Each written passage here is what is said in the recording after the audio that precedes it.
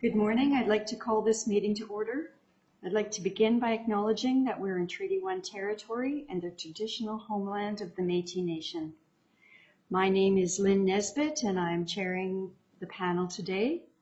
With me in the room on the panel is Doug Marks, and joining us by Zoom is Marcel Laurando.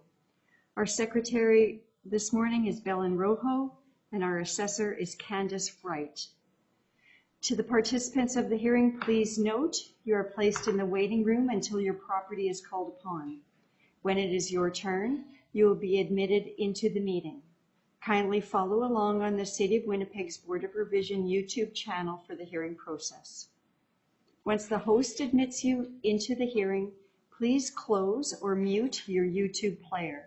You will then be permitted to speak with respect to your property. Once your hearing is concluded, you can leave the meeting. We will be hearing applications for revision of the assessment roll in accordance with the Municipal Assessment Act. The matters for which revision is requested have been described in each application, and we will limit discussion to those matters. The statements that are made at this hearing are sworn testimony, and anyone speaking to the matters must be sworn in. Be advised that comparisons of assessments of properties are not considered evidence of market value by the Board of Revision. The Board of Revision is appointed annually by Council and is independent of it and the City Administration. It makes its decisions on the basis of the evidence provided at this hearing and issues a written order that will be mailed to all parties as soon as possible. Please note that the board's decisions with respect to an application may be appealed to the Manitoba Municipal Board if the matter pertains to assessed value or classification, or to the Court of Queen's Bench if the matter pertains to the application of exemptions from taxation. Should you wish to appeal, information on how to do so will be included with the board's order. With respect to the hearing process, I'll confirm the points of appeal with your property to be addressed with each applicant following the swearing in. We will then have the assessor's testimony, followed by questions that the applicant may have, and then the applicant's testimony followed by questions. Each side will have an opportunity to summarize if they wish. Once all of the evidence about an application has been brought forward, the applicant may leave. The process will repeat for each item on the docket today. The session will close after all the applications have been heard, and the board will deliberate in private and make its decisions.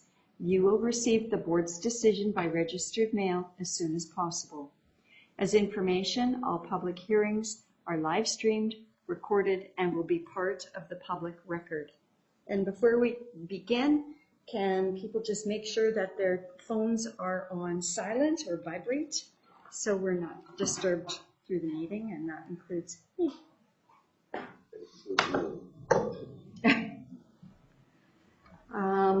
The first property on our agenda today is 171 Bridgeland Drive North. And before we begin, can I have the assessor and the applicant sworn in, please? Madam Assessor, please state your full name. Candace Wright. And you affirm the evidence you're about to present is the truth, the whole truth, and nothing but the truth? Yes, I do. Thank you. Madam Applicant, please state your full name. Good morning. Good morning. Can you please state your full name? Say? Your name. Oh, yeah. My name is Sally Nabil Nasser. Thank you. And do you affirm the evidence you're about to present is the truth, the whole truth, and nothing but the truth? Yes, sure, I swear. Thank you. Good morning, Ms. Wright and Ms. Nasser. Okay, we will start by having the assessor present her evidence on this property. Go ahead, Ms. Wright. Okay, thank you. The subject property is roll number 03091 36100. This is 171 Bridgeland Drive North. This is a two-story house located in the Bridgewater Forest neighborhood, built in 2010. The living area is 1,704 square feet. There's a full basement with basement finish, 3 full bathrooms, 1 half bathroom, and 1 shower. There is central air, no fireplace, and there's a detached multiple car garage. The lot size is 4,063 square feet, and some influences on this property are medium traffic along Bridgeland Drive North. It's on a bus route with a back lane, and there's a hydro transformer box on the front lawn. The current 2022 assessment for this property is $461,000, which is $270.54 per square foot. The most recent sale was in July of 2015 for $415,000, with a time adjustment up to the April 1st, 2018 market value. That would be time adjusted to $458,000. I have 4 comparable properties here that are all 2 stories located in Bridgewater Forest, all built in either 2009 or 2010, with a living area range of 1,636 square feet to 1,727 square feet. All properties have full basements with basement finish. All have 3.5 bathrooms. All have AC at the time of sale, except comparable number 1. Comparables 1, 2, and 3 have fireplaces. All have multiple garages. Some are attached and some are detached. The lot size for these properties ranges from 4,063 square feet to 4,064 square feet. Comparables 1 and 2 are also located on Bridgeland Drive North, so they also have medium traffic with a bus route and back lane. Comparable 3 has a back lane and an internal corner influence, and comparable 4 just has the back lane influence. The sale prices for these properties range from $410,000 to $440,000, which gives us a time-adjusted sale price range of $438,200 to $447,400, and this is a time-adjusted sale price per square foot of $259.06 to $272.98.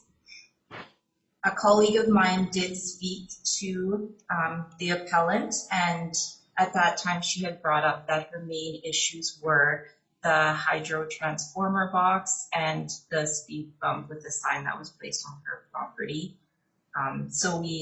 The sign at this time is not something we account for in our assessments, but the hydro transformer box we do have listed as an influence on the property. So based on these comparable sales, I feel that the current 2022 assessment would be within 5% of market value as of April 1st, 2018. Thank you. Thank you, Ms. Wright. Ms. Nasser, do you have any questions of the evidence that was presented by the assessor? No question, just a comment. Okay, we'll get to your comment afterwards, and we'll find out first if the panel has any questions. Mr. Larondo, do you have any questions? I'm still looking at the 2010. Which one do you think is your best comparable? I mean, based on location alone, I would say comparable number 2 because it's the property right next door, as you can see on the map. But I mean, in this case, these properties are all within about a block of each other. They were all built around the same time, around the same size. So I'd say they're all fairly good comparables. Okay, thank you. Thank you. Mr. Marks, do you have any questions? No questions this time, thank you. Okay. I have a question about the transformer box. You said it was listed as, I see that it's listed as a land influence. So what, is that a negative influence? And can you just explain a little bit more about that? How it affects the assessment? Sure. So at this time, it is something that we track as a land influence. If we see that there's a transformer box on the property, we will include it into the influences.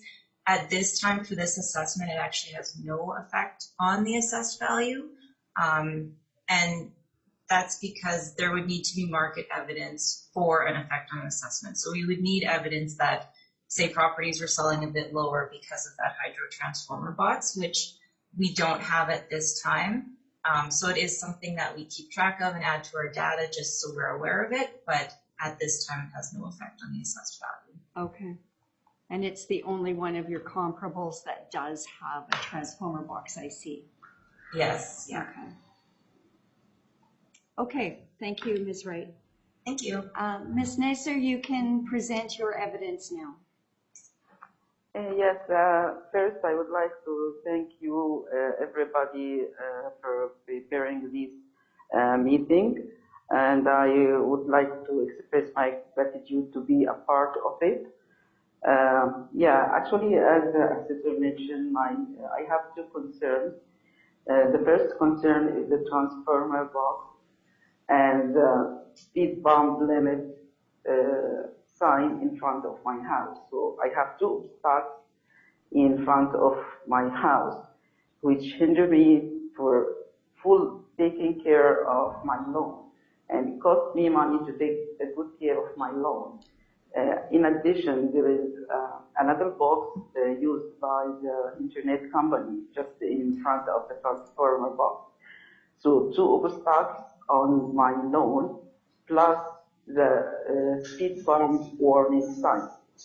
This is my first concern. The second concern is transit bus. Actually, the transit or public transit in this area is not that perfect. I have kids in school and they have to ride to bus or like walk for at least 700 meters to catch a bus to go to school every day. Otherwise, I have to drive them to school every day.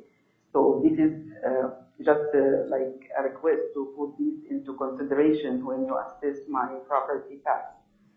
And I finish now. Okay, thank you very much.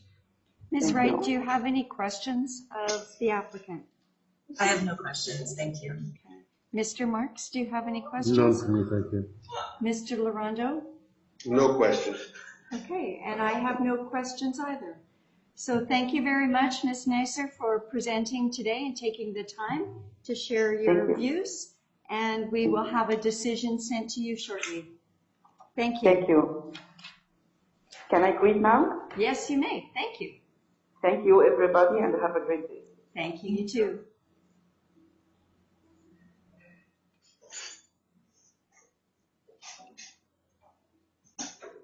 Okay, just give me a minute.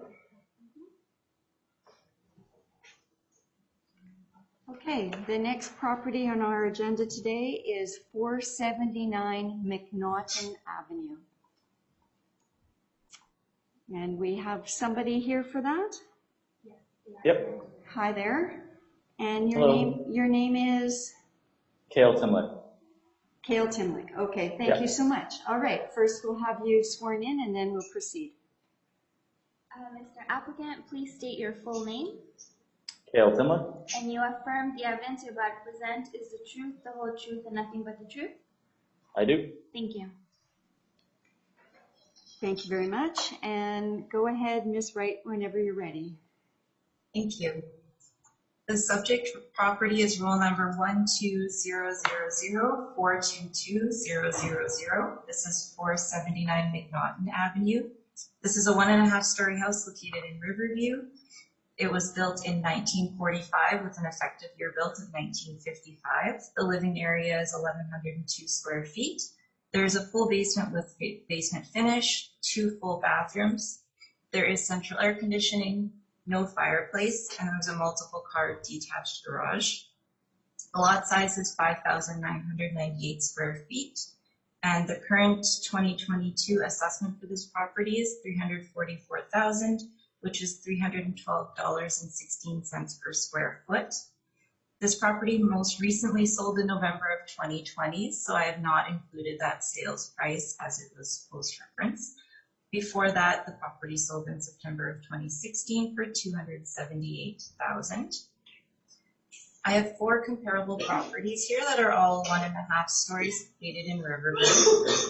The year built ranges from 1947 to 1949. The effective year built ranges from 1952 to 1959. The living area for these houses ranges from 1,171 square feet to 1,373 square feet. All have full basements with basement finish. The bathroom count ranges from 1.5 to 2 full bathrooms. All have central air conditioning and none have fireplaces.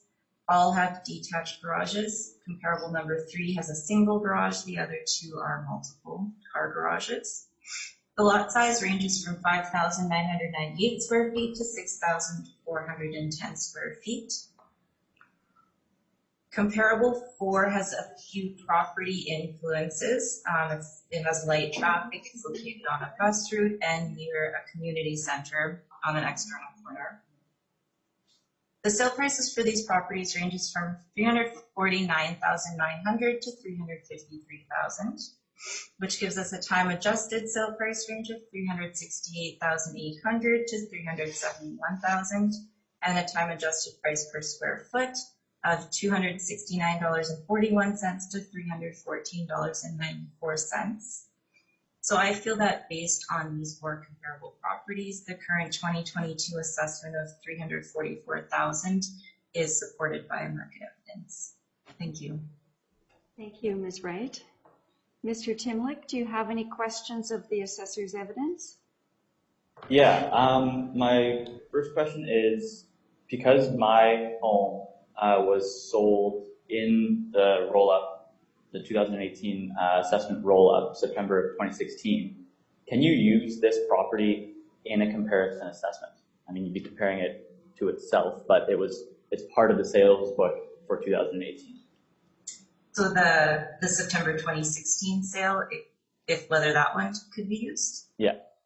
Yes, I mean, if the property is in similar condition, which I think there were a few changes between sales, but nothing substantial. So, I mean, yes, you could use that as a comparable sale. Okay, thank you for that. I noticed that there's a couple of land influences on comparable 4 that you put out. While my property is not on a corner lot, do you consider the proximity to Jubilee, Osborne, and Dunkirk in your assessment? No, I mean, unless it's an actual influence, so it would need to be directly along a fairly busy street to have a traffic influence, so it is not.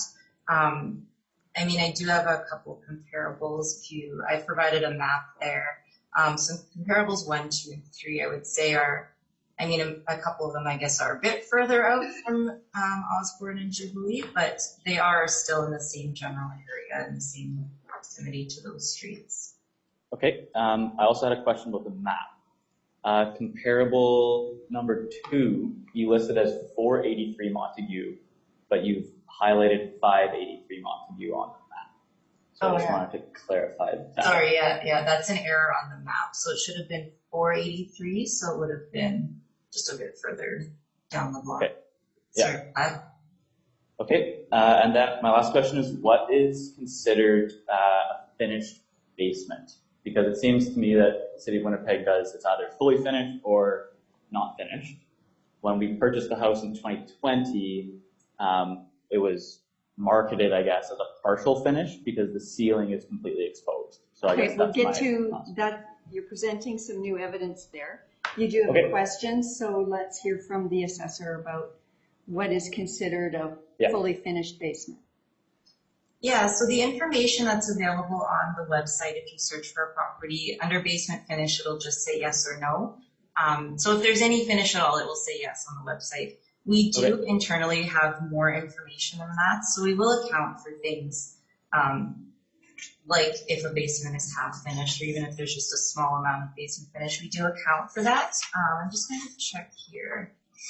So we have right now that the basement is about half finished. So we don't have fully finished, we have about half, which I believe should be to account for, the ceiling is open and just that the full area isn't finished. There's likely I'm assuming you have like a utility area and that type of thing. So we have the basement finished at about 50% right now to account for that.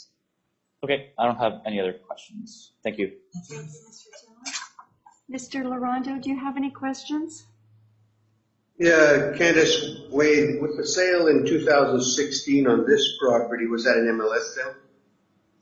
I believe so, yes. And you said there was a few items that had been changed after the sale? Are you aware of what they were? I'm not 100% sure. Let's see here. So it says kitchen was renovated in 2015. So the kitchen would have been renovated prior to that sale. And then I believe changes between sales. I believe the exterior of the house was redone, little upgrades like that, but no major renovations. So looking at the sales that you presented, they were all 2016 as well.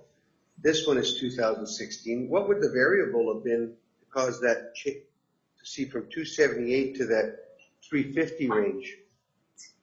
I'm honestly not too sure. I'm not sure why the property sold for 278 in 2016. Sorry. You know, how long was it on the market? I'm not too sure. I can look that up. It might take me a minute. I can look it up. No problem. You can get back to me with that after. Sure. Sounds good. Yeah, because it just seems if you used this one as your change, you'd probably put the number closer to 300 on the adjusted sale price, wouldn't it? We did have, I didn't get into part of the reason the assessment went up. So prior to the most recent sale, back as far as including the 2016 sale, we actually had the condition of the property set to fair or below average. And I unfortunately don't have much information about why that was. I don't know if there was work done at some point that I'm unaware of that brought the property back into average condition for its age and size in the neighborhood. So yeah, that was part of why the assessment went up quite a bit, is we just corrected that to, this is an average 1.5 story in Riverview built in 1945 instead of below average. But unfortunately, I don't have much information other than what was shown on MLS for the reasons of why that property sold for $278,000 in 2016. Okay. Those MLS photos, you supplied those? Yes, I supplied those. Those were from the most recent sale in November of 2020. Oh, so you didn't have the old sale. So we could do a comparable. You didn't take any of the photos from the previous sale in 2016? No. These ones here shouldn't be allowed because this was a sale of 2020. As far as I was aware, photos were allowed. It's just the sale price wasn't, but I can... Well, it's part of a sale for 2020, so I don't know. Maybe you might want to look into that and see if we should be taking that as evidence. But it is current condition of the property, is it not? The condition as of 2022? Yes, if you do a visitation on it, I guess it would be, but I'm not sure if it's, maybe you are allowed. That's the question I'm asking. Okay, we will get that clarified when we consider our evidence. Okay. I'll leave it at that. If you could get back to me with that other piece that we talked about after. Thank you. Mr. Marks, do you have any questions? Just one. Have there been any building permits taken out on this property? Not recently, no. Okay, thank you. No further questions. Thank you. Just to clarify, when you say not recently, what do you mean by not recently? Sorry, just let me see here. I can just log in and see if there were permits years ago. I mean, since the most recent sale, there definitely have not been permits. I'll see what there was before that.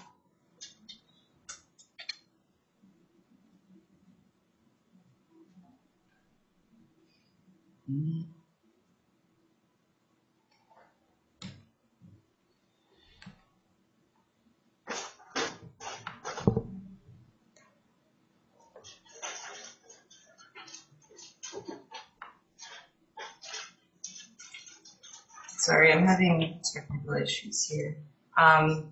As far as I can see, there haven't been permits for substantial work on the property. If this loads, I'll get back to you on that as well. Okay, thank you very much. Thank you. Mr. Timlick, if you'd like to proceed with your presentation, please. Sure, thank you. Okay, so the property 479 Mcnaughton Avenue did sell within the reference roll-up for $278,000 in September of 2016, which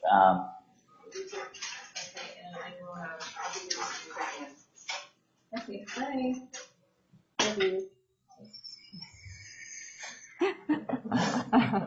Oh, the joys of Zoom meetings. well, we gotta love it. We're all used to it by now, right? So with the time-adjusted value to 2018, April 1st, I believe, of 2018 was set by the City of Winnipeg to $291,300. The property, from what I have found and in my searches, has experienced very limited upgrades. The exterior was repainted, and there was a little bit of landscaping done between the previous sale in 2016 to when I purchased it in 2020. And we also have just last week installed a brand new front door.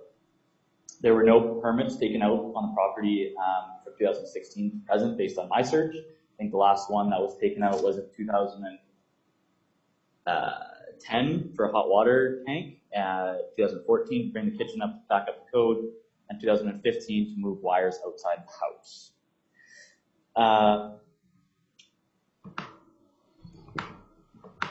So I found a few comparable properties that were sold within the same sales book roll-up.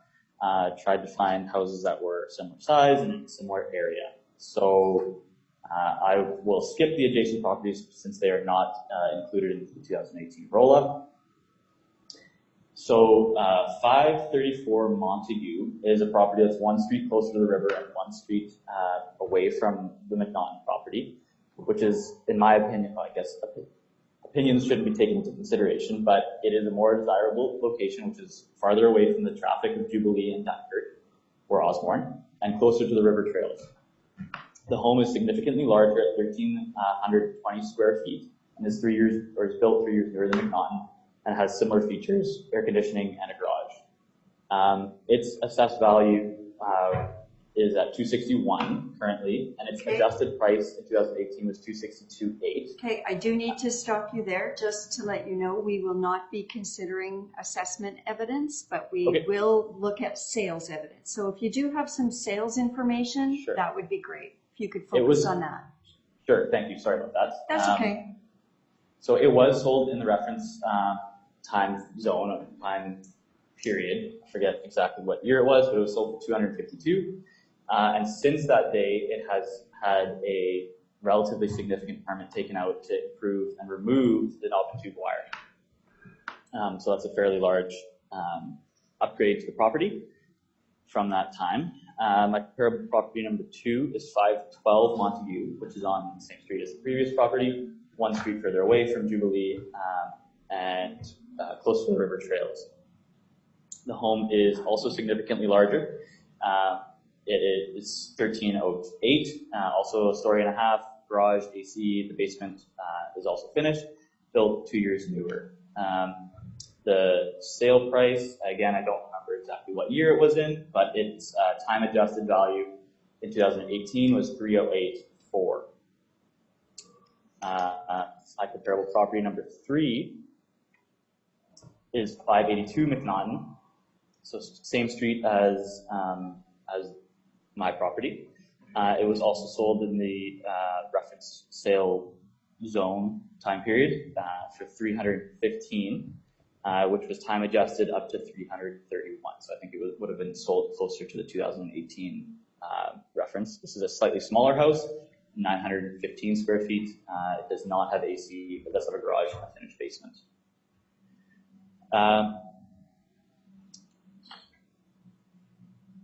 Sorry, I also would like to go back to property number 2. Sorry for jumping around, because this property has had significant upgrades since its last purchase. So from what I was able to find, in 2018 it had plumbing building alterations, electrical for kitchen and bathroom, structural alterations, removing load-bearing walls and installing new beams.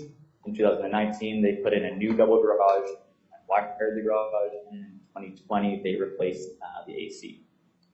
So there's been significant improvements to the property since its sale price in the reference time zone of 305, which was then adjusted to 308. And my final comparable property is 483 Montague. It sold in the reference time period for $349,900 with an adjusted value in 2018 for $368,800.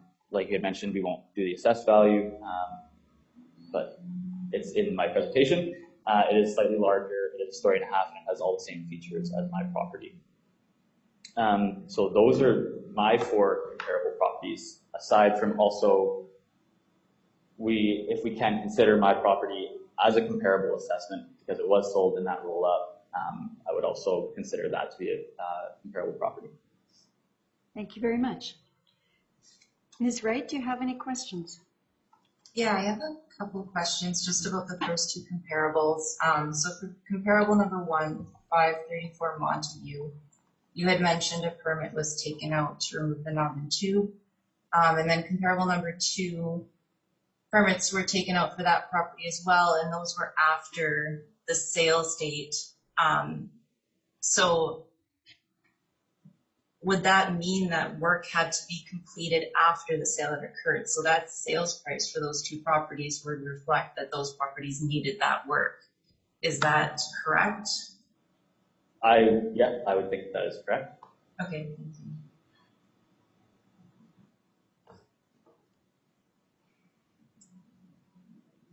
I have no other questions, thank you. Thank you. Mr. Marks, do you have any questions of the applicant? Yes. Have the plumbing and electrical been upgraded in this home? In my property? Yes. From what I know, it's up to code. Nothing has changed since it was purchased in 2016 by the previous owners. So you've got a 100 amp service in that home then? Yes. And the plumbing has been upgraded to copper or PEX? Yes. So that's been a substantial upgrade right there. From the time of its last sale? Yes. Okay. I wasn't aware that that was changed. And have there been any permits taken out in the last while? On my property, the only permits that I could find was in 2010 for the hot water tank, 2014 bring the kitchen back up to code, which I would assume would be wiring and potentially some of that plumbing. And then in 2015 to move wires outside the house. Those were all prior to the previous roll-up though. Okay, thank you. No further questions. Thank you. Mr. Larondo? No questions, thank you. Thank you. Okay, and I have no questions either. So thank you, Mr. Timlick, for your presentation, and you'll be hearing from us soon. Thank you. Thank you. Go ahead. Oh, he's gone. I'm sorry, I'm sorry. Okay, I think you had something else to say, but that's okay. All right. The next property on our agenda is 1465 Loudon Road. We have somebody here for that? Yeah. Okay. Good morning, how are you? Good morning, good, how are you? Good. First we'll get you sworn in, and then we'll proceed with our hearing. Sure. Please state your full name. Jill Cesario? And you affirm the evidence you're about to present is the truth, the whole truth, and nothing but the truth? Yes. Thank you. Thank you. Okay, Ms. Wright, you can proceed with 1465 Loudon Road. Thank you. The subject property is roll number 0100590770. This is 1465 Loudon Road. This is a one-story house located in the Wilt South neighborhood. It was built in 2020. The living area is 2,868 square feet. It has a walkout basement with basement finish, 2 full bathrooms, 2 half bathrooms, 2 showers. There is central air conditioning, no fireplace, and a multiple car attached garage as well as a multiple car detached garage. The lot size is 43,011 square feet. This property has no sewer and no water. The current 2020 assessment is $1,262,000, which is $440.03 per square foot. The only two sales for this property were in September of 2017 and March of 2019, and those were both land sales only before the house was built. I have three comparable properties here that are all one stories located in the Wilkes South neighborhood. The year built ranges from 1989 to 2013. The area of these houses ranges from 1,858 square feet to 4,547 square feet. Walkout basements are not that common in this neighborhood, so I could not find any comparables that had a walkout basement. However, all comparables have full basements with basement finish. The bathroom count ranges from 3 full bathrooms to 3 full bathrooms plus 2 half bathrooms. All comparable properties have central air conditioning, and comparables 1 and 2 have fireplaces. All have multiple car attached garages, and comparable 3 also has a multiple car detached garage. Comparable number 2 has an in-ground pool. The lot size for these properties ranges from 55,500 square feet to 131,840 square feet. The sale price ranges from $738,500 to $2 million. The time adjusted sale price ranges from $753,300 to $2,062,000, which gives us a time adjusted sale price per square foot range of $405.44 to $463.92. So based on these comparable properties, and recognizing the fact that 1465 Loudon is a newer house built in 2020, it does have a walkout basement. I feel that the current 2020 assessment is supported by market evidence. Thank you. Thank you, Ms. Wright. Ms. Cesario, do you have any questions for the assessor? I do have a few questions actually. So if you are looking at the lot size between ours and the comparable, ours is the smallest lot size, and based on that lot size, we weren't able to have a septic field. So this lot has what is a holding tank, which means that this property has to empty that holding tank on average 1 to 2 times a month, whereas the septic fields on all the other properties are emptied once a year. So that is an inflicted charge that they have to accumulate, sometimes twice a month, every month. So that was something that we weren't aware of when purchasing this lot, because all the other lots on this street are septic fields. If you can you put that into a question for the assessor, and later you can present that into your evidence. But in the meantime, we're asking about the assessor's presentation. Oh, sorry, this is the first time I've ever done this. No, that's okay, not a problem. Okay, no, the only question that I had is, I did do some research, and there is another walkout, I believe, on the street, but I may be incorrect. 1808 Loudon, is that not also a walkout? It may be, but I was only looking at properties that sold within a couple of years of that April 2018 reference date, because I needed to look at sales data. So there may be, but it may not have sold within the time frame I was looking at. Okay, perfect. So the home that did sell was 1400 Loudon Road, is that correct?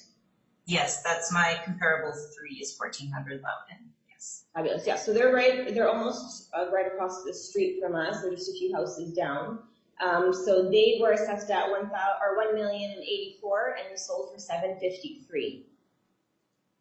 So does that have anything to do with the assessment that we're looking at as well, since we are comparable to them? I did use this property as a comparable. However, it's pretty much it's almost exactly 1,000 square feet smaller than your house. So we need to adjust for that. That square footage would be worth more in the market. I can't comment on the assessment for that property, but I do have that sale price of $738,500, which was time adjusted to $753,300. But then we do need to look at that square footage difference as well. Okay.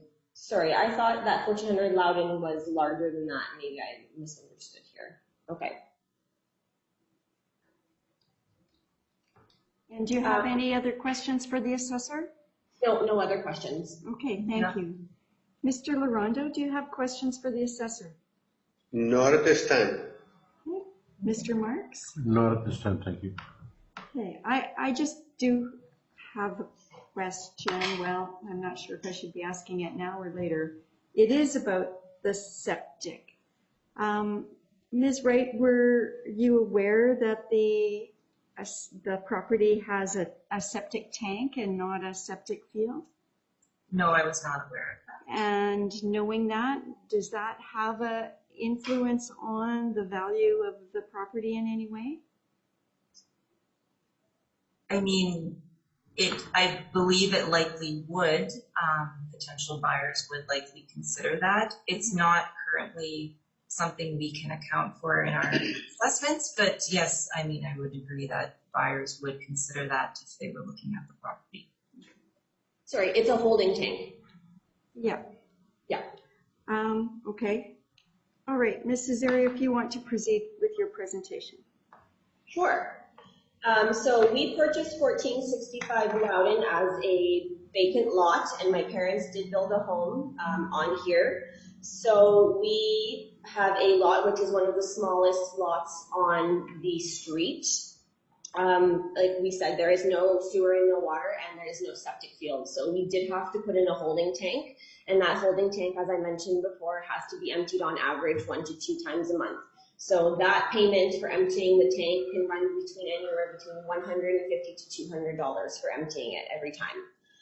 So that was one of the reasons why we felt that our assessment may be a little bit on the high end, due to the fact that a lot of the other properties on the street do have a septic field, which only needs to be emptied once a year, and the charge for that is approximately $75 to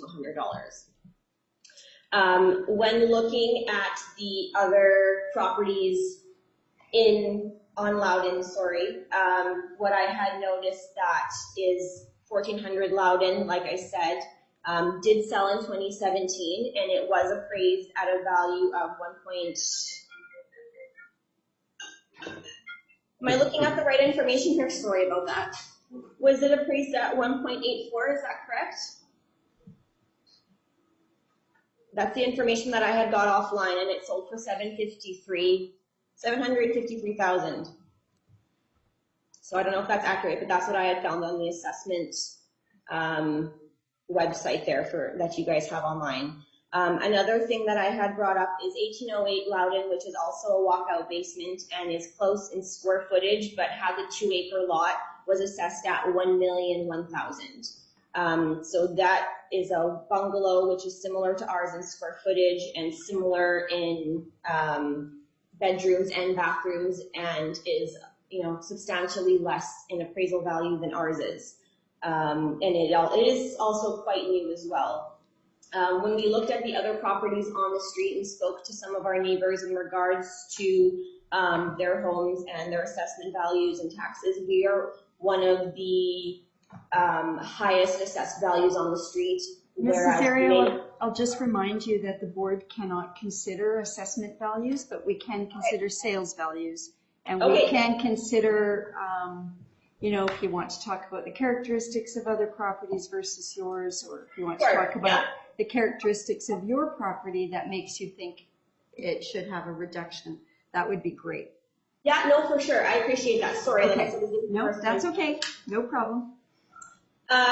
So our property, like I said, is on the smallest piece of land on the street. All the other properties are either 1 acre to 2 acres. We have very small side yards based on the property and the size of the home. The holding tank, the home on 1400 Loudon, which looks very similar to ours, and the fact that it was appraised at one value and sold for only $753,000. And as far as I know, they also have a septic field and not a holding tank. So that just goes to show that having the holding tank would decrease the value if my parents did decide to sell it. There is no pool on the property. A lot of the other homes on the street do have pools.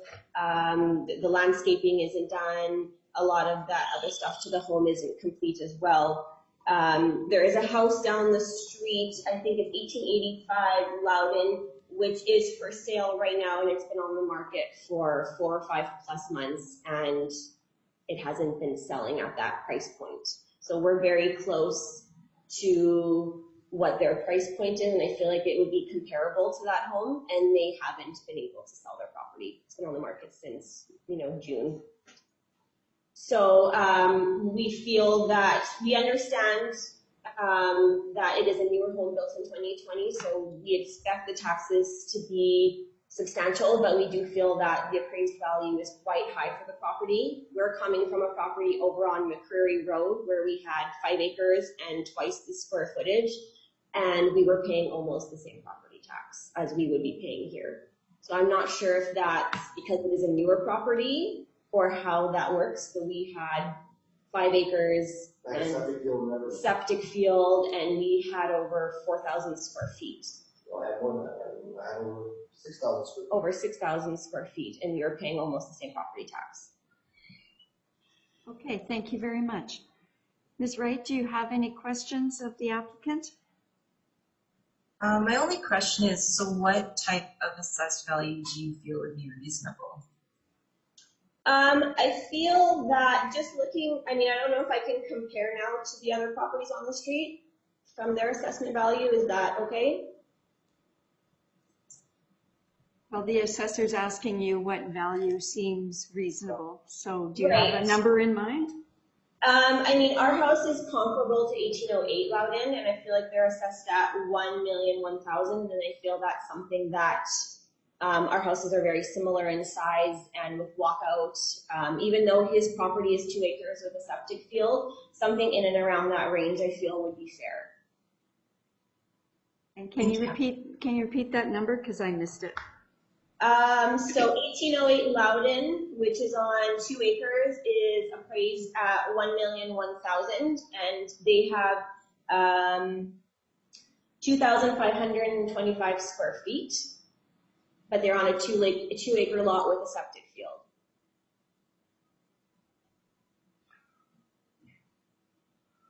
Ms. Wright, do you have any further questions? No, that's my only question. Thank you. Okay. Mr. Marks, do you have any questions? Yes, the property you're comparing to, it's on a comparable size lot? No, it's not on a comparable size lot. His lot is 2 acres, and ours is only 40, is less than an acre. Ours isn't even an acre. Okay, thank you. No further questions. Mr. Labronto? No questions. Okay, and I have no questions either.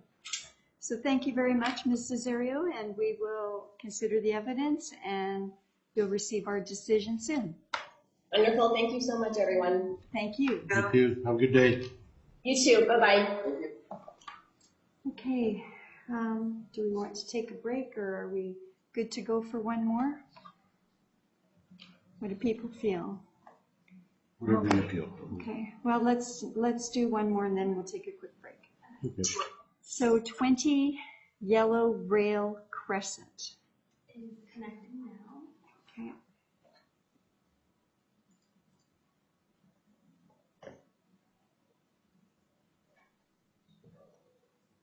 Okay, and they're online. Okay. Good morning. Mr. Petrov, is that you I see? Yes, hello. How are you? Good, thank you. And how are you today? I'm doing great. Good. So before we begin, we'll just get you sworn in. Sure. Mr. Applicant, please state your full name. Daniel Petrov. And you affirm the evidence you're about to present is the truth, the whole truth, and nothing but the truth? Yes. Thank you. Thank you very much. Ms. Wright, if you can begin. Thank you. The subject property is roll number 0100-960-3585. This is 20 Yellow Rail Crescent.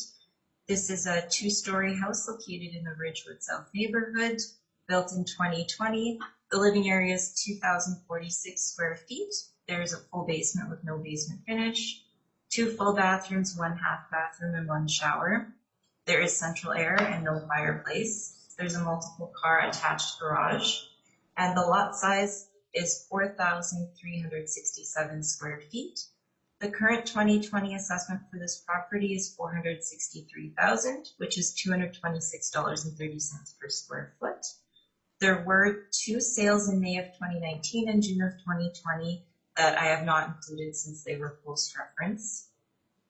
I have 4 comparable properties here that are all 2 stories located in the same neighborhood. These properties were built in 2017 and 2018. The area for these houses ranges from 1,853 square feet to 2,122 square feet. All have full basements, and none of the comparables had basement finish at the time of sale. The bathroom count ranges from 2.5 to 3. Comparables 1 and 3 had central air at this time of sale. Comparables 1 and 4 have fireplaces, the other 2 do not. All have the attached multiple car garages, and the lot size ranges from 4,438 square feet to 4,287 square feet. The sale price for these properties range from $441,678 to $463,714. The time adjusted sale price ranged from $445,700 to $463,700, and the time adjusted price per square foot ranged from $213.20 to $250.24. So I feel that based on this evidence, the current 2020 assessment of $463,000 is supported. Thank you. Thank you very much. Mr. Petrov, do you have any questions of the assessor? No, not really. I mean, I think it's worth mentioning that from the 4 comparisons, you picked both Kelly Place and I don't know how to pronounce the other one, Caldwell Crescent, are both streets that custom builders build on that, again, are significantly more expensive, plus lot prices have changed. But before we go on, another comment about my comparison, I compared with, we just get into it. If you can just hold up a minute. Yeah. First we'll ask the assessor if any questions about the evidence she presented, and then we'll get to your evidence in a minute. But first we'll ask questions of her. No questions. No questions? Okay. Mr. Larondo, do you have any questions? Not at this time. Okay. Mr. Marks? None for me, thank you. Okay. Thank you. And now it's to you, Mr. Petrov. So now you can present your evidence. I jumped the gun a little bit, sorry. Good morning, everyone. Okay. That's okay. So just a quick kind of overview is we moved into this home in May of 2020. Currently it is assessed at $463,000.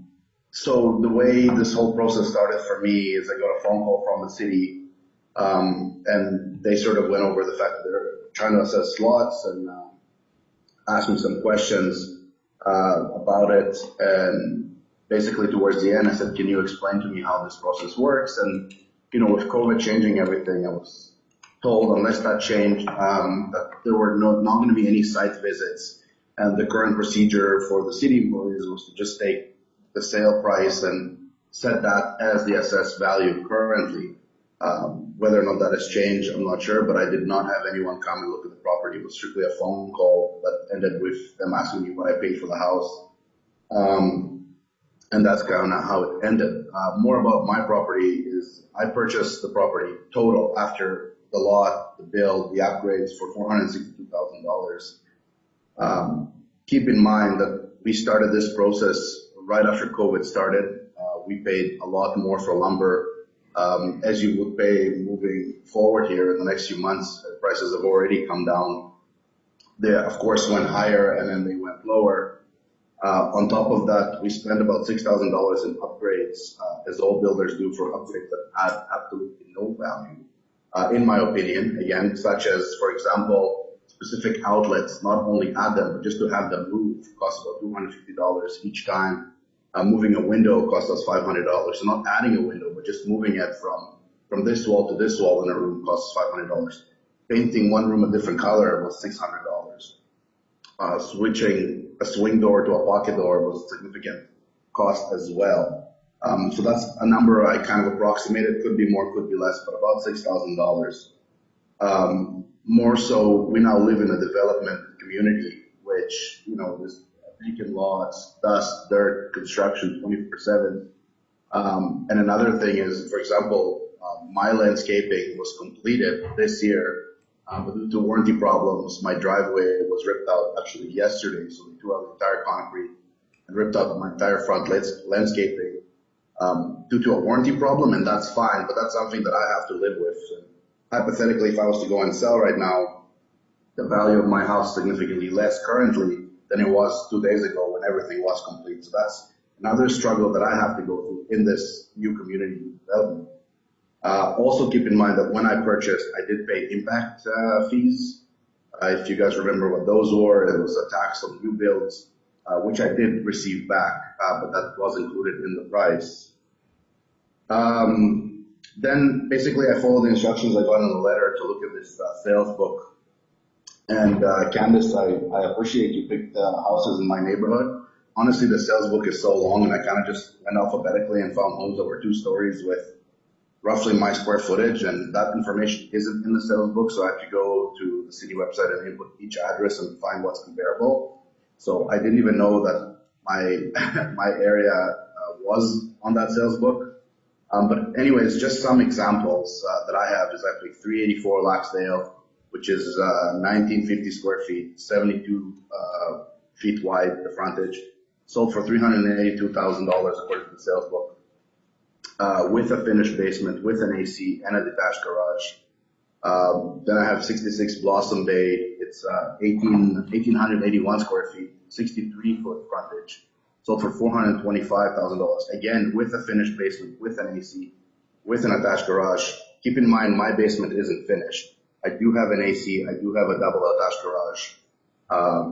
And the only other permit I pulled on this house so far is a deck when we built our deck. We keep going down this list. The only mistake I did make on this list is 4597 Robin Boulevard does not have a finished basement. That's a typo. I think they have a basement, but it's not done. But again, even that house, 2,444 square feet, 400 square feet more than me, with 88, the frontage is 88 feet, sold for $463,000 according to the book, which is where my house is assessed right now. So I guess in conclusion, I think the evaluation of the assessed value is a little bit high, and I would like consideration to reduce it. If you have any questions, I'll take them now. Thank you, Mr. Petrov. Ms. Wright, do you have any questions? Yeah, so this table of comparables that you have, do you feel that these houses are comparable to your house? Are they newer houses, or was it just kind of closest in square footage from the sales books? I picked so I didn't go over it, but I picked every house to be approximately 2,000 square feet, 2 stories with an attached garage and air conditioned. Okay. Again, like I said, if you look at the sales book, which I've attached in my thing, it's multiple pages and it's alphabetical. So I highlighted the property I picked. I just went through the first few pages and I had enough that I didn't keep going. I was explained that I have to compare it to houses within Region 6, which is where I live. Again, I just wasn't aware to compare it to specifically new homes in my specific neighborhood, I guess. I was told Region 6 is your neighborhood, and that's where you gotta look. And again, this being a new development, a lot of people do buy here and then sell right away, and then nobody really goes and argues. And this is just I'm just making this assumption that a lot of people don't go and argue as I speak to my neighbors, or dispute. But again, I do feel like these properties are in fact comparable. Okay, thank you. Any further questions, Ms. Wright? No further questions, thank you. Thank you. Mr. Marks, do you have any questions? Yes, what do you feel your home should be valued at? I feel a fair comparison would be somewhere in the $400,000 to $415,000 range. 4 to 15? 400 to 415, somewhere in that range, I feel would be appropriate for the current situation I'm in. Okay, thank you. No further questions. Mr. Larondo? No further questions.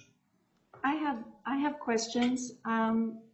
Mr. Petrov, you commented or started to comment on the comparables that the assessor brought. Have you looked at these properties? Well, they're in your neighborhood. Are you familiar with these properties, and can you tell us if you feel they're comparable to yours? I have. I would say that from the comparable, I'm just going to open it up here. I'm well aware of the streets here. It's quite a small new development. All of these streets are done. Joyson was completed about last year, like the entire street was completed.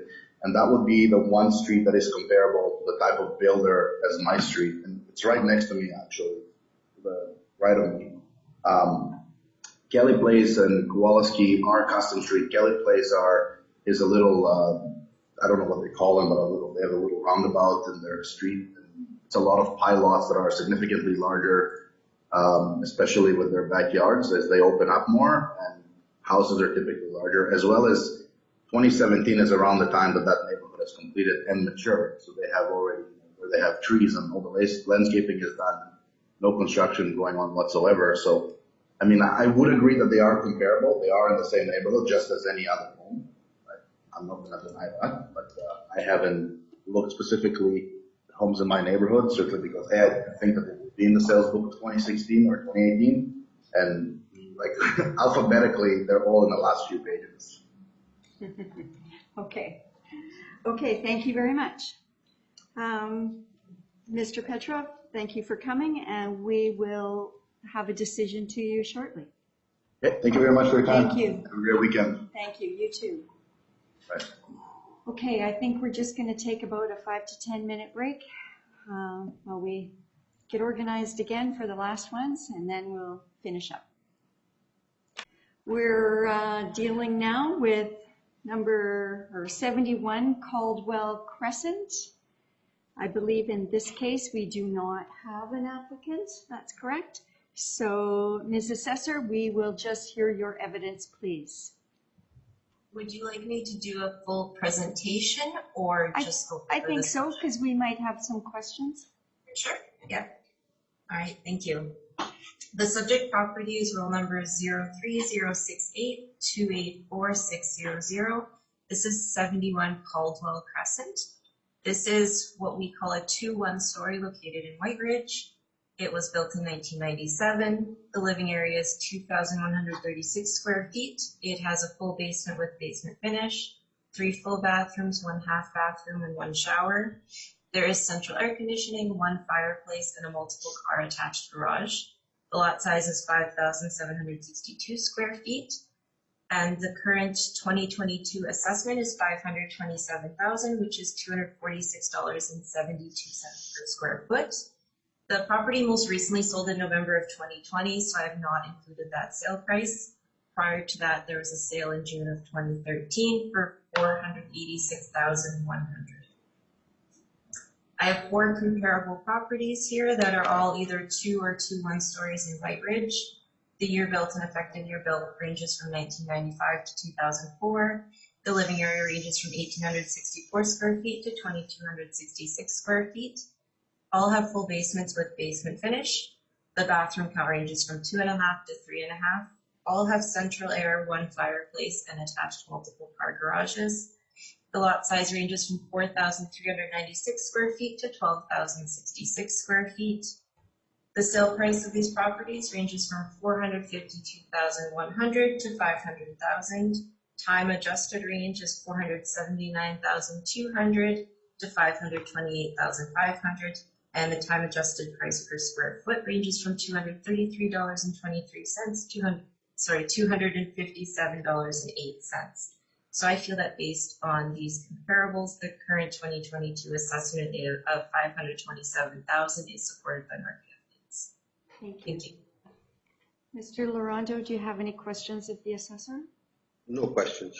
Okay. Mr. Marks? No questions this time, thank Okay. you. And then enjoy. Thank you. All right. So we will move on to 22 Coloring Crescent. Yes. Welcome here.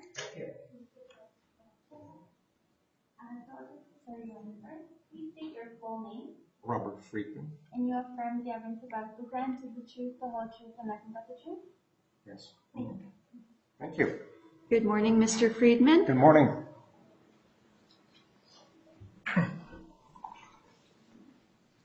Okay, Ms. Wright, if you can start us off on 22 Coloring Crescent, please. Sure, thank you. The subject property is roll number 1000-622-0000. This is 22 Coloring Crescent. This is a two-story house located in South Tuxedo, built in 1985. The living area is 2,510 square feet. There is a full basement with basement finish, 2 full bathrooms, 1 half bathroom, 1 shower. There is central air and a fireplace and an attached multiple car garage. The lot size is 9,743 square feet, and there is a commercial adjacent influence. The house faces a condo complex across the street. The current 2022 assessment is $671,000, which is $267.33 per square foot. I did speak to Mr. Friedman on August 27th, and we just had a discussion about his concerns about the property, and he explained at that time that it wasn't as much the house itself, it was more just facing that condo complex and issues with traffic and parking, and some concerns about neighboring properties. So keeping that in mind, I did try to look for comparables that had a commercial influence. So I was able to find the first 2 properties. I'll kind of go over the influences first. So comparable number 1 does actually back onto the same condo complex. If you look at the map I provided there, it is across Taylor, but it does back onto that same condo, and then comparable number 2 on Ramsgate backs onto a different condo complex. I was not able to find any sales in this block of Coloring that faced the condo, unfortunately, which was one of Mr. Friedman's main concerns. So I'll go over some more information about the comparables now. These are all 2 stories in South Tuxedo. The year built ranges from 1981 to 1989. The area ranges from 2,366 square feet to 2,601 square feet. They all have full basements. Comparables 2 and 4 have unfinished basements, so an adjustment would be required for that. The bathroom count for the comparables ranges from 2.5 to 3.5. All have central air conditioning. Comparables 1 and 2 have 1 fireplace, and comparables 3 and 4 have 2 fireplaces. All have multiple car attached garages. Comparable number 4 also has a sunroom. The lot size for these properties ranges from 9,004 square feet to 15,138 square feet. So as I went over previously, since Mr. Friedman's main concerns were those external influences, best 2 comparables I could find for that were comparables 1 and 2 that also are near condo complexes. So the sale price for these properties ranges from $605,000 to $685,000. Time adjusted sale prices range from $608,000 to $717,900, giving us a time adjusted price per square foot range of $256.97 to $281.97. Thank you. Thank you. Mr. Friedman, do you have any questions of the assessor? Yes, I do. I just received this comparable sales report. With respect to the Hopwood property, you made reference to the condo complex. Condo sounds pretty fancy now, but this complex occupies 1 square block between Coloring and down Portsmouth to Taylor, and then around Taylor back to Coloring. I believe the Hopwood properties, when you say it's facing the complex, is it not true that it's the backyard that's facing with a fence? Because there's a fence that goes right down Taylor for all the homes that are on Hopwood that are across from that complex. Is that not true? Yes, sorry, I may not have been clear with that. So that's what I was trying to explain is that I did try to look for comparables that face a condo complex or some type of commercial property similar to yours. Unfortunately, this was the best I could find in this general area with the same type of houses. So comparables 1 and 2 do have that condo commercial influence, but they do, you're correct, they do both back onto the condos. So it's the backyard, and I mean, I'm not sure if they have fences, but I assume they would have a fence. So yeah, I mean, it's not the exact same situation as your property, but these were what I could find with the available sales. So you really have to climb the fence to see the property or the commercial property, but okay. That'll be part of my presentation, but I just wanted to confirm with you that it's not comparable in that respect. Yeah, it is slightly different that these back onto the condo complex and your property faces the condo complex. Right. Do you have any more questions, Mr. Friedman? No. Okay, thank you. Mr. Larondo, do you have any questions of the assessor? No, I do not. Mr. Marks? No, I don't. Thank you. Okay, so I think we'll hear your presentation, Thank Mr. Friedman. Thank you. And I understand you just you're going to speak verbally to the property, Yes, that's correct? yes. Okay. Well, first, just a brief description of the street. Coloring is actually a fairly short street. The block we're on is quite small. It runs from Portsmouth to Taylor. There are a total of 12 homes on one side of the street, and there's that condo complex on the other side. We face it. We don't have the luxury of a fence. We face it. I've taken pictures, by the way, including the surface parking lot. And then Coloring continues from Taylor to Park Place East, and it's a normal residential street. There are homes on both sides, okay, well maintained, both in terms of the homes and the landscaping. And quite frankly, if our house was on that block, okay, we wouldn't be here today, okay? For several reasons, not just the condo complex and the parking lots. Not everybody wants to pay the extra money to park their car on the lot. So guess where they park their cars? On our street, okay, including the winter. And there's a whole lineup of cars right down that short block from Portsmouth through to Taylor. Okay, that's number one. Of the 12 homes on our block, I would say 5 of them are in less than good shape, okay? There was one house, a couple of houses down from us, which was vacant for several years and was used on weekends by young people as a party house. That was very lovely, okay? Someone just bought it recently. They're trying to fix it up a little bit. I give them credit for that. It needs a lot of work, but it's a bungalow, not a 2-story, okay?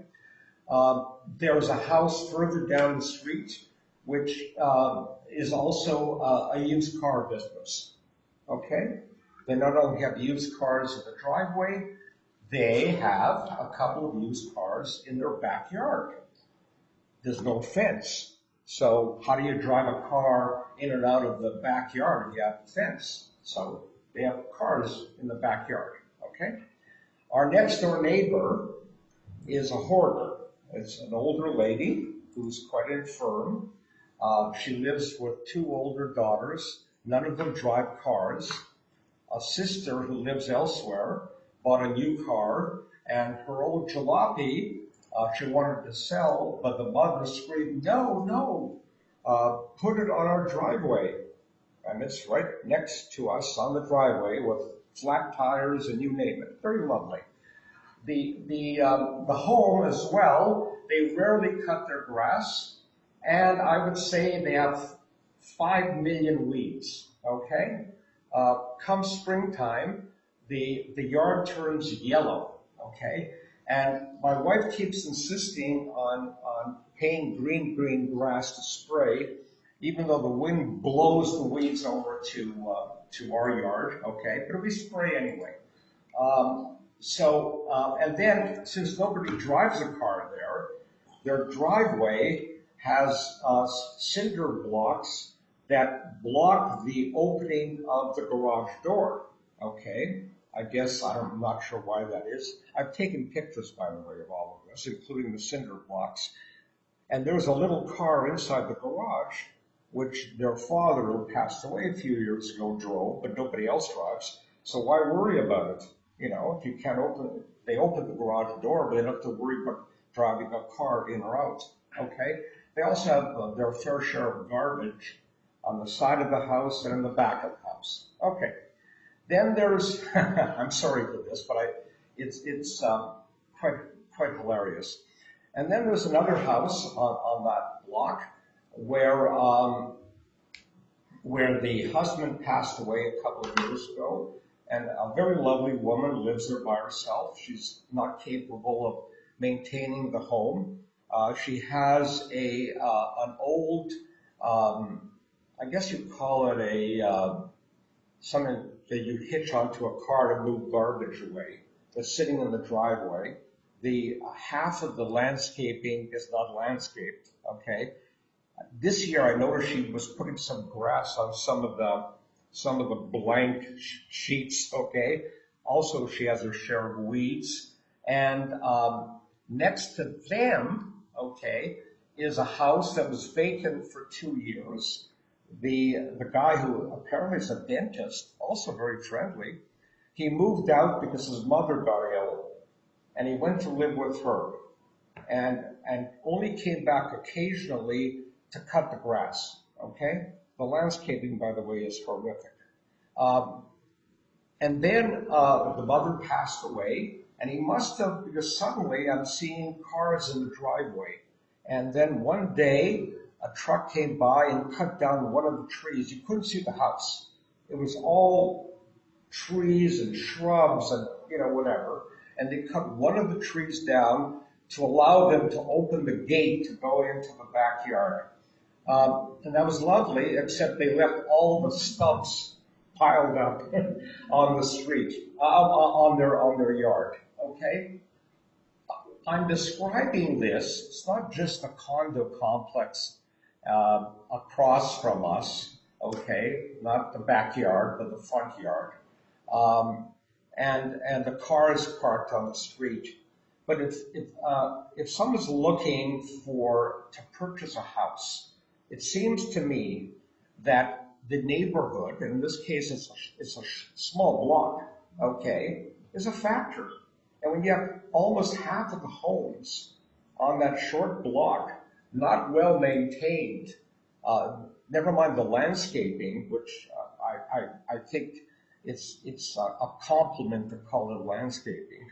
But the homes themselves have, for example, and I'll give you one final example, again, the house next to us with the weeds and the jalopy, they had a roof that they finally replaced last year, okay, because pigeons were flying in through the holes.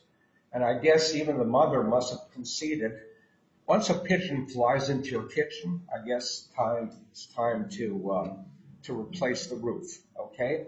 That's an example of how they've rarely put any money into that home, and they've been living there for probably 30 years, okay?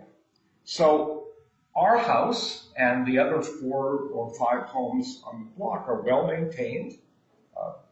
Grass is cut, okay? It looks nice, but those other 5 homes, it's horrible. And never mind the complex across the street with the surface parking lot.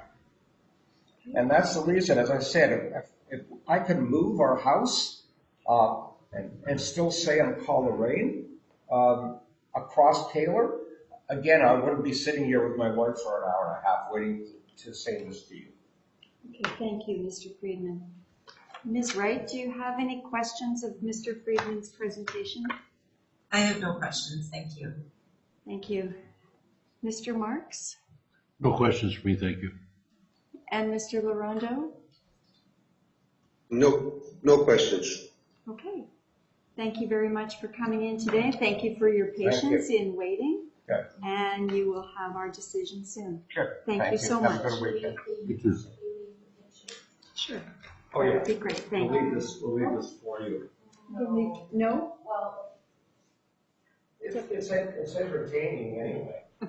You know, set them down on the Yeah. table. Okay. Yeah, we'll consider. Thank you. Thank you so much. Have a nice weekend. Okay, we will move to 203 Mayfield Crescent. And do we have our applicant online? They're connecting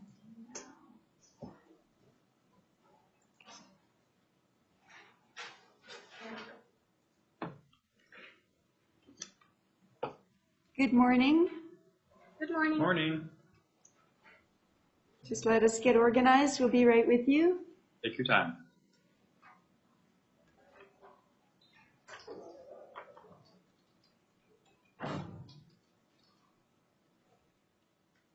Okay. All right. Madam Applicant, please state your full name. Nicole Del Rosario? And you affirm the evidence you're about to present is the truth, the whole truth, and nothing but the truth? Yes. Thank you. Mr. Applicant, please state your full name. Reese Ramkasoon? And you affirm the evidence you're about to present is the truth, the whole truth, and nothing but the truth? Yes, I do. Thank you. Good morning.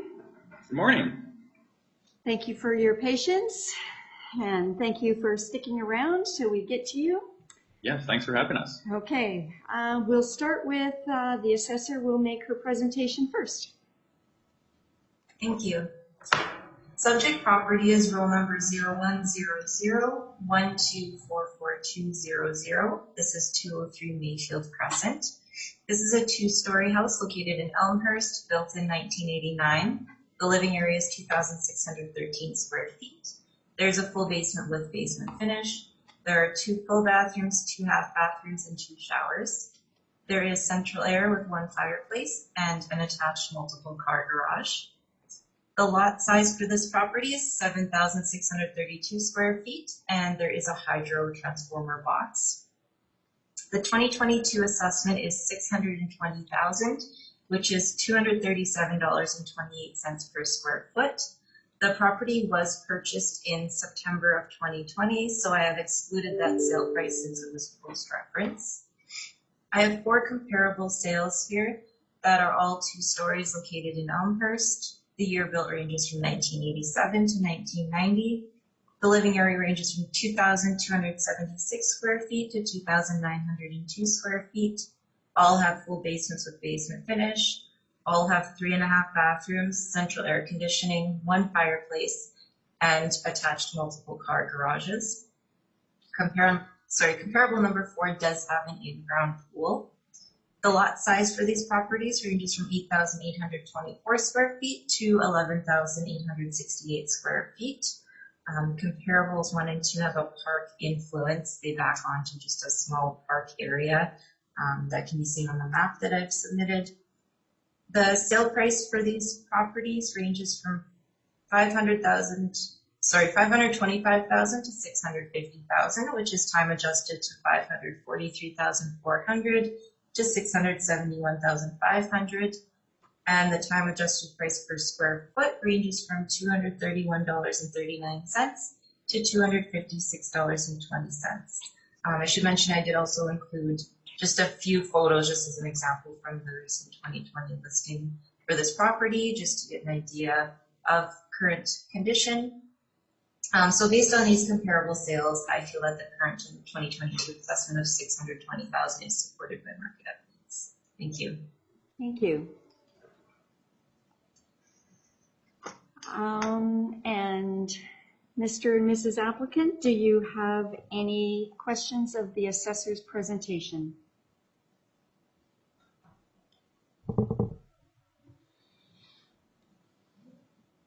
Oh, we can't hear. Oh, sorry, we said no. No questions? No questions. Okay, thank you. Mr. Larondo, do you have any questions? No questions at this time. Mr. Marks? No questions for me, thank you. Okay.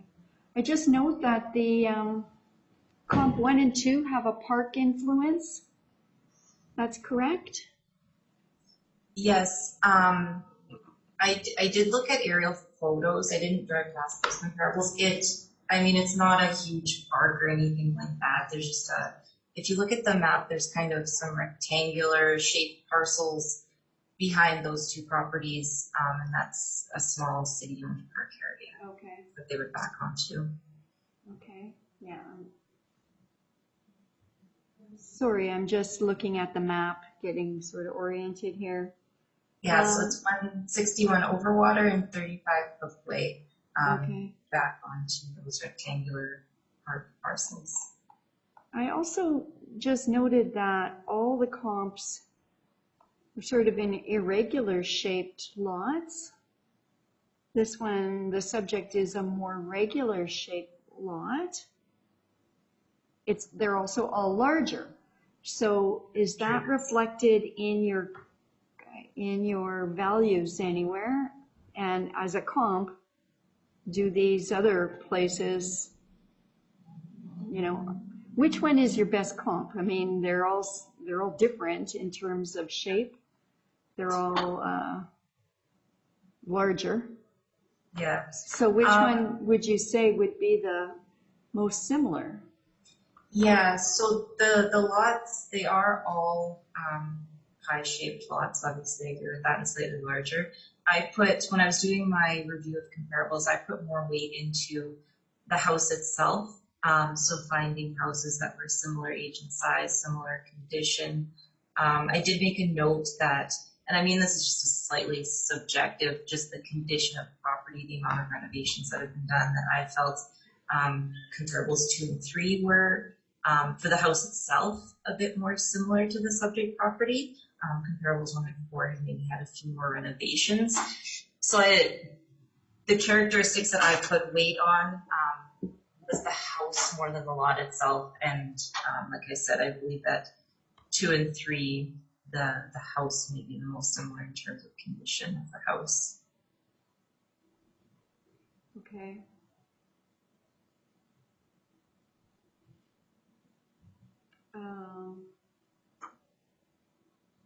Okay, well, let's hear from the applicants, and I might have more questions after that. Go ahead with your presentation. Thank you for the opportunity to speak today.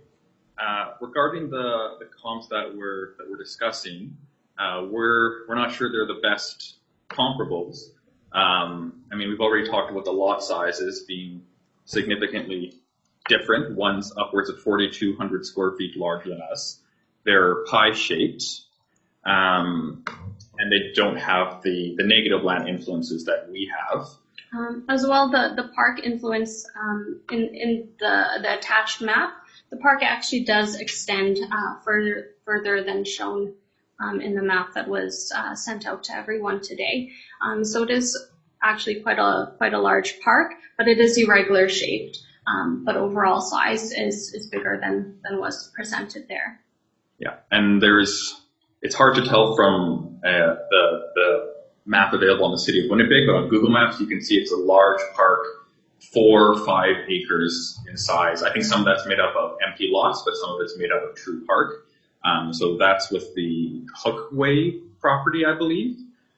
So that's a significant benefit that they have that we don't. Additionally, those properties, most of them are a bit newer than ours, only 1 year difference, but still a small thing there. Additionally, they have quite level paved driveways that are quite nice. We've taken a walk around those areas, and it's really quite impressive and beautiful how nice these properties are. They're also located on more cove-like, either actual coves, or the crescent is in a less trafficked area.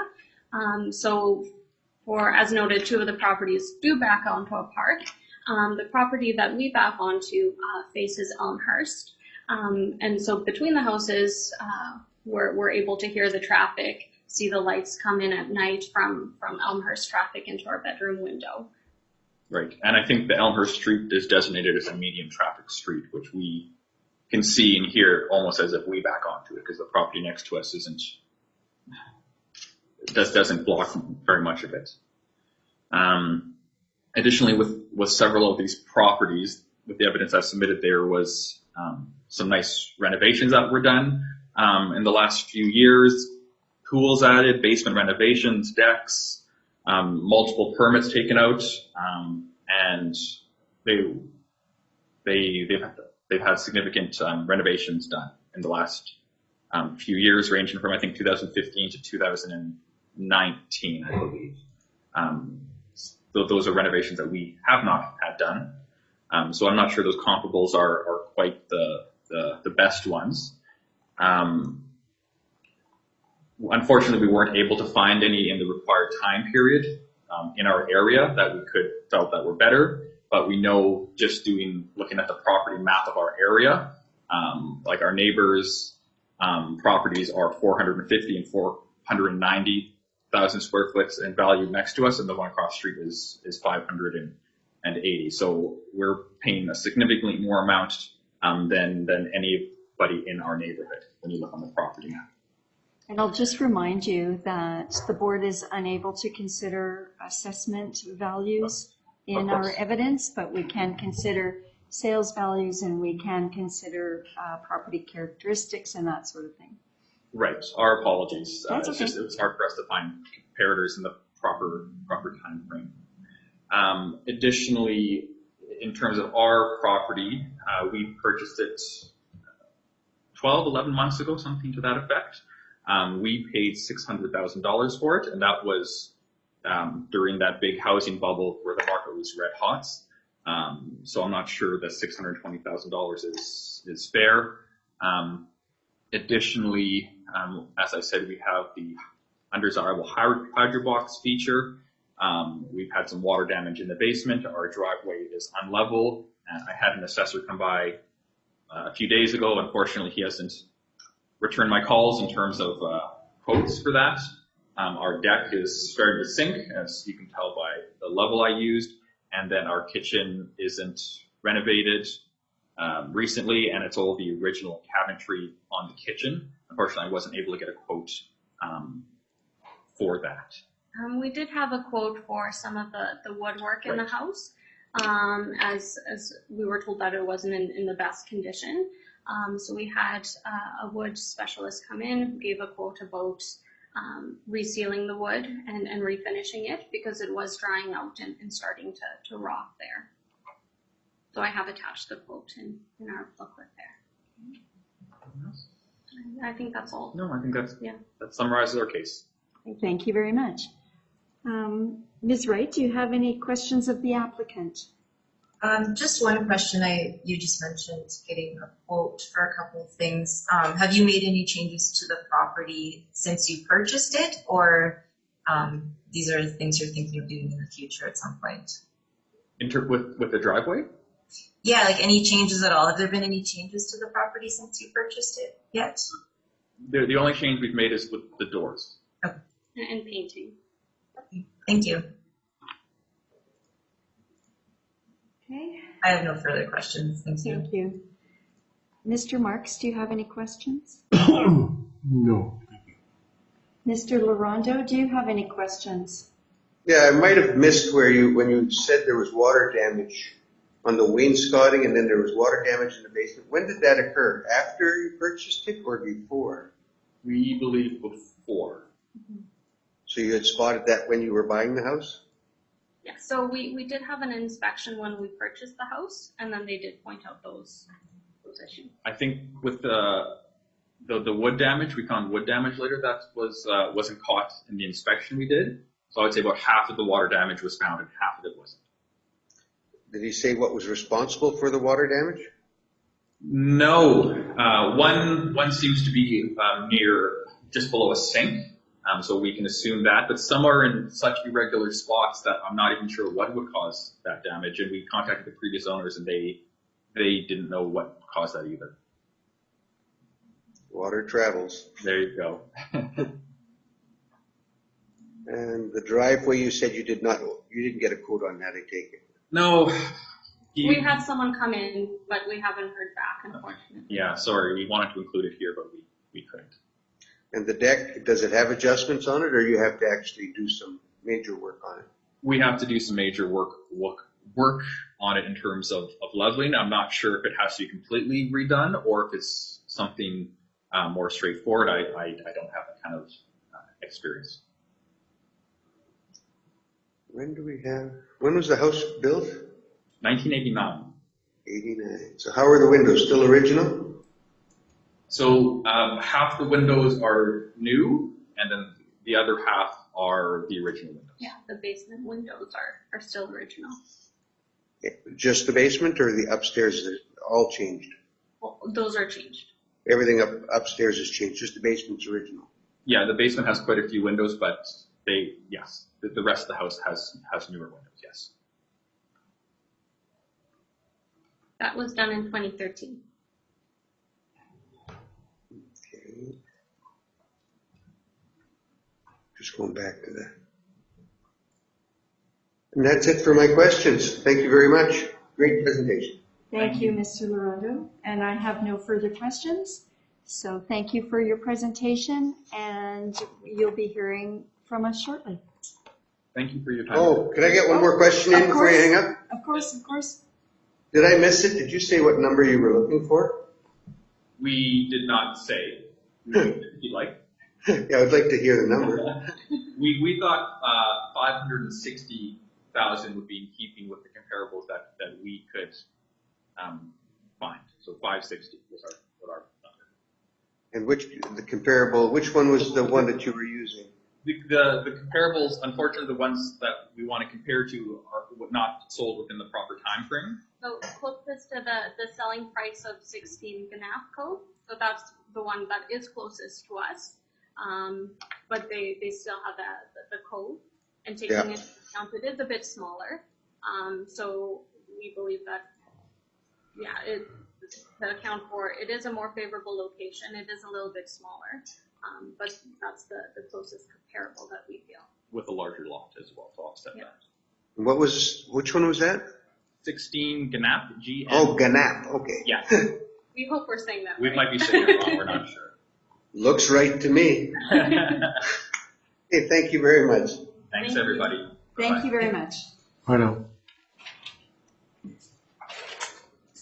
Okay, our final property this morning is 84 Grassy Lake Drive. I believe we do not have an applicant for this one also, but Ms. Wright, we will hear your presentation on it regardless. Thank you. The subject property is roll number 0309-1602-100. This is 84 Grassy Lake Drive. This is a two-story located in South Point. The year built was 2011. Living area is 1,710 square feet. There's a full basement with basement finish. There are 2 full bathrooms, 2 half bathrooms, and 1 shower. There is central air, no fireplace, and an attached multiple car garage. The lot size is 4,723 square feet, and the current 2022 assessment is $456,000, which is $266.67 per square foot. The property most recently sold in July of 2020, so I have excluded that sale price. Prior to that, the next most recent sale was May of 2012. I have 4 comparable properties that are all 2 stories located in South Point. Year built ranges from 2009 to 2012. Living area ranges from 1,676 square feet to 1,880 square feet. All have full basements with basement finish. All have 3.5 baths and central air conditioning. Comparables 2 and 4 have fireplaces. All comparables have attached multiple car garages, and the lot size ranges from 4,723 square feet to 6,490 square feet. Some of these comparable properties do have land influences, so comparable 1 has medium traffic on John Angus Drive. Comparable 2 is on an external corner, and comparable 3 has heavy traffic and is located on a bus route. The sale price for these properties range from $431,000 to $465,000, time adjusted to $441,500 to $494,300, and that's a time adjusted sale price per square foot range of $262.93 and $272.41. One of my colleagues did speak to the appellant, the owner of this property, back in July. And at that time, they had expressed that there were a few issues that they noticed with the house after they purchased it. But at that time, they had said that a lot of that had been repaired and there were just a few minor issues outstanding. Since I have not gotten an update since then, I'm not sure about the issues with the house that was outstanding, but according to them, a couple of months ago, most of the issues had been repaired. So based on the evidence I have, I feel that the current 2022 assessment is supported by my evidence. Thank you. Mr. Larondo, do you have any questions? No, I think I'm good. Mr. Marks? None for me either, thank you. I'm just trying to orient myself on this map. What is this big blank spot in between, like some of the properties, comp 2 and 3 are on the other side of this big blank area. What is that big blank area? I'm just going to pull that up on another map just to confirm that for you. One is a lake. I was going to say, I believe it is a park area with water. Yeah. So that big area is a park, and it does have a retention pond that is kind of up against those autumn view properties. There's a retention pond. Okay, so this big white space in the middle is a lake. Yes, yeah. That's what I'm hearing, a lake and green space. Lake with walking paths and park areas. Okay, and comp 3 is on the other side of Waverly, but it's all considered within the South Point area. Okay. It is, yes. Okay. All right. Thank you very much, Ms. Wright. Thank you for your presentations today. Thank you.